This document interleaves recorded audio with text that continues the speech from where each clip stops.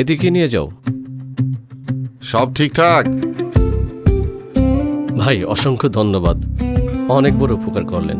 তবে আরেকটা ছোট্ট হেল্প লাগবে। জি বলেন। জানেন তো, ছেলেটাকে এখানকার কোনো একটা স্কুলে ভর্তি করতে হবে। গ্রামের স্কুল তো, একটু টেনশন হচ্ছে। শহরের মতো পড়াশোনা হবে তো? কি যে বলেন ভাই, এখন থেকে গ্রাম আর শহরের সব শিক্ষা ব্যবস্থা এক হয়ে যাবে।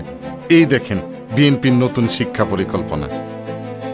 গ্রামেও মাল্টিমিডিয়া ও অনলাইন শিক্ষা ব্যবস্থা, প্রাথমিক ও মাধ্যমিক সকল শিক্ষককে ট্যাব প্রদান, বাধ্যতামূলক তৃতীয় ভাষা শিক্ষা, ক্রীড়া ও সংস্কৃতি শিক্ষা অন্তর্ভুক্তি, সবার জন্য থাকবে কারিগরি শিক্ষার সুযোগ। আরে বাহ, বিএনপি আসলে তো আমাদের আর কোনো চিন্তাই নাই। আমার ভোটটা তাইলে এবার আমি ধানের শীষই দেব। সন্তানের উজ্জ্বল ভবিষ্যতে ধানের শীষে ভোট দিন।